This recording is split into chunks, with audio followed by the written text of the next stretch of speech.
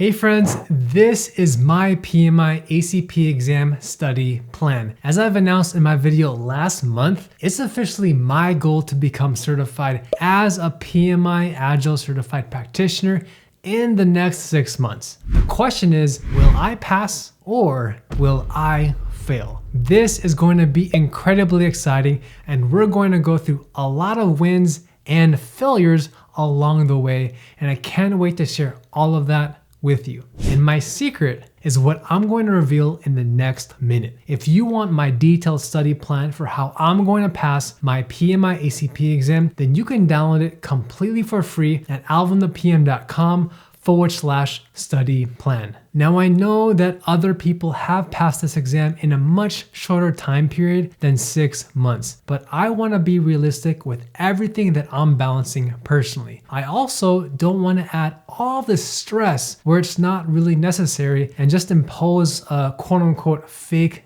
deadline. For example, trying to pass it in 3 weeks. That just doesn't seem worth it to me. That's how I came up with a 6-month timeline. I'd rather have a much more balanced work-life balance and still being able to prioritize spending time with my family, taking care of my health, my exercise, than just trying to cram everything and take the exam in 3 weeks or less. As Ralph Waldo Emerson once said, it's not the destination, it's the journey. And this quote reminds me to slow down. Not everything has to be fast paced. Go, go, go, go all the time and trying to get everything done so quickly. For me, I'm treating this as a marathon and not a sprint. Pun intended here, since we are talking about Agile. Now at the end of this journey, I want to actually understand and build upon my skill set in the Agile methodology and not just take off a box that I have a certification. I am not chasing this certification just because, but really to demonstrate my knowledge and to have that competitive edge on my resume when I apply to future jobs as a technical program manager, Agile project manager,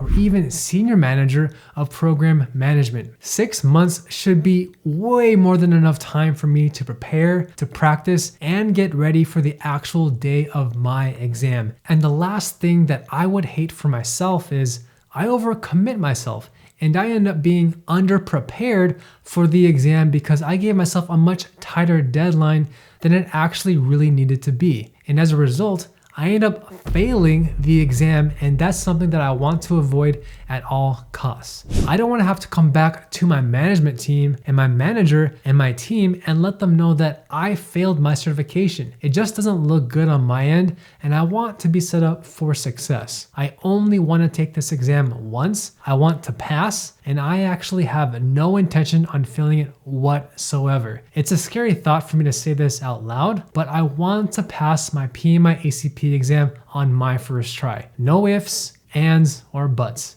And together, you and I, me sharing my journey with you on my YouTube channel, will hopefully inspire you that you can also do it as well, whichever exam or certification that you're looking to accomplish. Now, before we dive into my study plan, don't forget to smash that like button to show me your support, because it truly inspires me to keep creating high quality videos just like this. So I have broken up my study plan into 3 phases using a framework that I like to call filling in the gap, which stands for groundwork, application, and practice. So the first phase, that's where you're laying that groundwork and the foundation to solidify all of the concepts in Agile. You're learning everything that you need that's related to PMI's exam content outline. This phase, that's where you're reading your exam prep book. You're diving deep into your exam prep course. If there's anything that you don't know, then that's when you take the time to Google it, look it up in PMI's reference books or in your exam prep material. For me, I'm dedicating 2 to 3 months to establish this groundwork in Agile. You definitely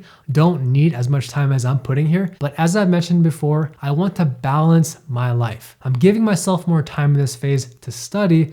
That way, I'm not putting too much pressure on myself. My plan is to do at least 1 read through of my exam prep book to familiarize myself with all of the key concepts. I'm reading Mike Griffith's exam prep book for the first month and a half. And then afterwards, I'm going to go through PrepCast's PMI-ACP course every single day to strengthen my knowledge. All links that I'm talking about and what I'm using will be linked in the description bar down below. Now, after you establish your groundwork, that's when you can start the application process and submit your application to PMI. Once you meet the 21 educational hour requirement, which is what you'll be studying from in the first phase, then you start filling out your application and submitting it to PMI. As you can see in my study plan, I'm dedicating at least 2 to 3 weeks to prepare and submit my application to PMI, and also to give my manager the heads up that I'm submitting my application in case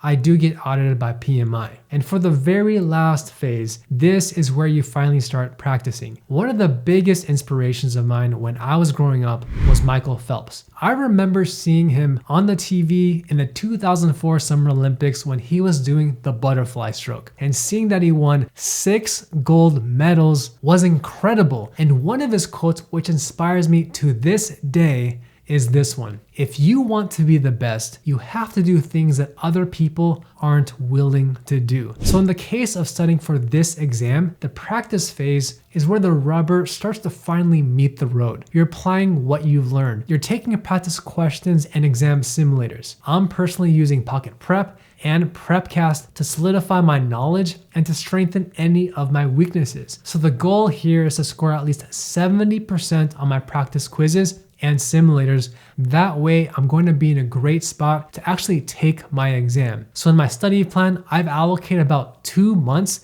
just to make sure that I can take at least 3 to 4 practice exam simulators on my weekends. And of course, doing practice questions with Pocket Prep on a day-to-day basis. And finally, once you finish this last phase, then you can take the actual exam. And for me, I plan to take my PMI-ACP exam at a physical testing center. That way, I don't have to worry about my internet network losing connection, or my computer software or connectivity issues, and just the list goes on. It's a lot of hassle that I can eliminate just by physically driving to a testing center and taking it from there. If you haven't done so already, watch this video next to learn exactly what I hope to achieve by taking the PMI-ACP certification, and I'll see you in the next video.